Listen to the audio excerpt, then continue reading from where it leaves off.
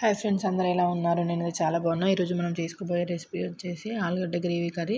నేనైతే కొంచెం లావుగా ఉన్న రెండు లేదా మూడు ఆలుగడ్డలు అయితే తీసుకొని ఇట్లా చిన్న చిన్నగా కట్ చేసి పెట్టుకున్నాను. ఫస్ట్ టైం పైన ఉన్న పొట్టు అయితే మొత్తం క్లీన్గా తీసేసుకొని వాష్ చేసుకొని కట్ చేసి పెట్టుకున్నాను. రెండు టమాటాలు, ఒకటి ఆనియన్ కట్ చేసి ఇక్కడ పెట్టుకున్నాను. పాన్ పెట్టుకొని అందులో 2 స్పూన్స్ ఆయిల్ వేసుకోవాలి. ఆయిల్ వేసుకున్న తర్వాత 1 స్పూన్ జీలకర్ర, 1 స్పూన్ ఆవాలు వేసుకొని తర్వాత మనం ముందుగా కట్ చేసి పెట్టుకున్న ఒక ఆనియన్ ఉంటుంది కదా, అందులో వేసుకొని ఫ్రై అయిన తర్వాత కట్ చేసి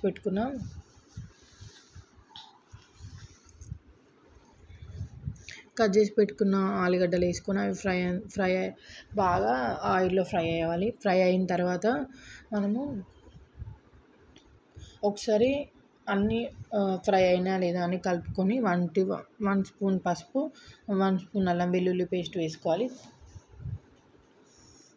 వేసుకున్న తర్వాత మళ్ళీ 2 టమాటోస్ కట్ చేసుకున్నాం కదా, అవి వేసుకొని బాగా కలుపుకొని కొంచెం టమాటాలు బాయిల్ అయిన తర్వాత మీకు టేస్ట్కి సరిపడంత కారం, ఉప్పు వేసుకొని బాగా కలుపుకొని మనకు గ్రేవీకి సరిపడేలాగా వాటర్ వేసుకొని మొత్తం మిక్స్ అయ్యేలాగా కలుపుకోవాలి. కలుపుకున్న తర్వాత మూత పెట్టుకొని కొద్దిసేపు అయితే గ్రేవీ అయ్యేంత వరకు మూత పెట్టుకొని ఉడికించుకోవాలి. ఉడికించిన లాస్ట్లో కొత్తిమీర వేసుకోవాలి. మనకు రెడీ అయిన ఆలుగడ్డ గ్రేవీ కర్రీ.